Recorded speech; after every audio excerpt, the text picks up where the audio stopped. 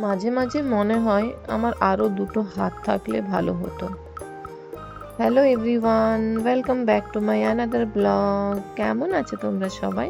আশা করছি মা দুর্গার কৃপায় তোমরা সবাই খুব ভালো আছো।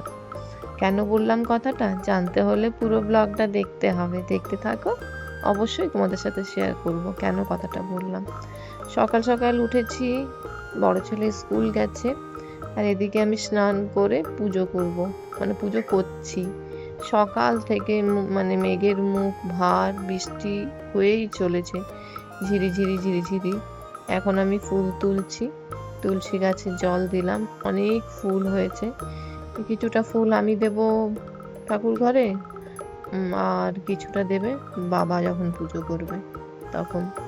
এত বৃষ্টি পড়ছে, ফোনটা পর্যন্ত আমার ভিজে গেছে।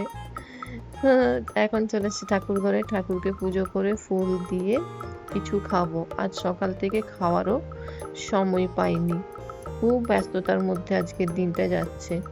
সকালবেলায় অনেকগুলো কাপড় কেচেছি, মেলার আর সময় হয়নি, কারণ বাইরে ঝিরিঝিরি ঝিরিঝিরি বৃষ্টি পড়েই যাচ্ছে। এদিকে ভাত আমি অনেকক্ষণই বসিয়ে দিয়েছি, আর ব্রেকফাস্টে আমি না ছানা আর মুড়ি খেয়েছি।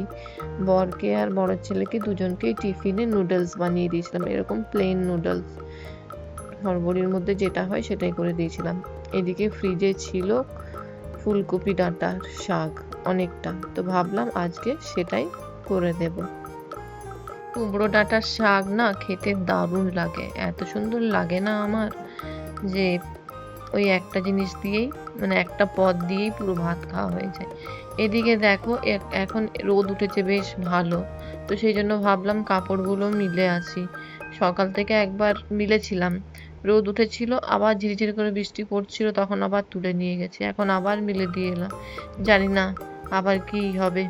এদিকে আমার ডালটা সাঁতলানো হয়ে গেল, একটা একটা করে কাজ করছি। আর কেন বলছিলাম যে আমার আরো দুটো হাত থাকলে হয়, তার কারণ হচ্ছে কোন ভোর 4টেই উঠি, তারপর থেকে 1 মিনিটও বসার যেন সময় পাই না। একটার পর একটা কাজ হতেই থাকে।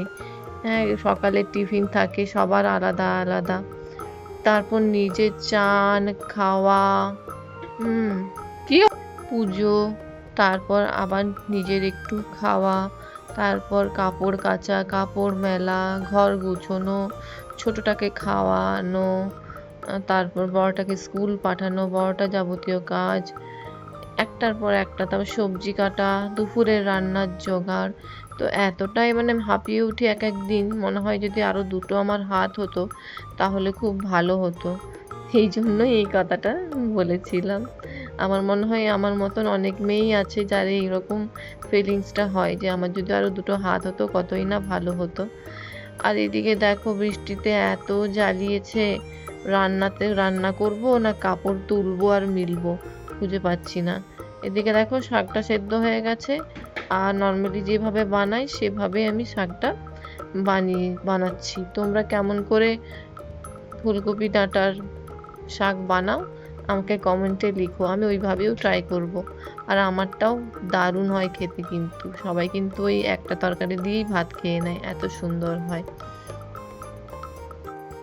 আর আর কি জানো তো, মাঝে মাঝে মনে হয় যতই হাঁপিয়ে যাই, যাই হোক, দুটো বাচ্চা আছে, ঘরে মা বাবা আছে, আমাকে তো সব কিছু করতেই হবে, তাই না?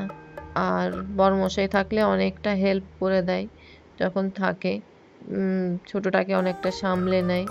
এদিকে দেখো আবার বৃষ্টি শুরু হয়েছে, কি বলবো, বৃষ্টিতে এত জ্বালিয়েছে আজকে।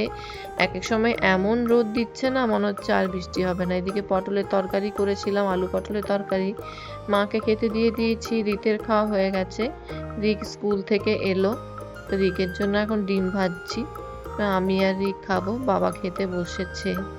ডিম ভাজা না হলে রিকের খাওয়া ঠিক হয় না।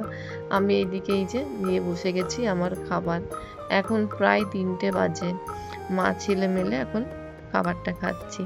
চলো এখানেই শেষ করলাম, টাটা বাই।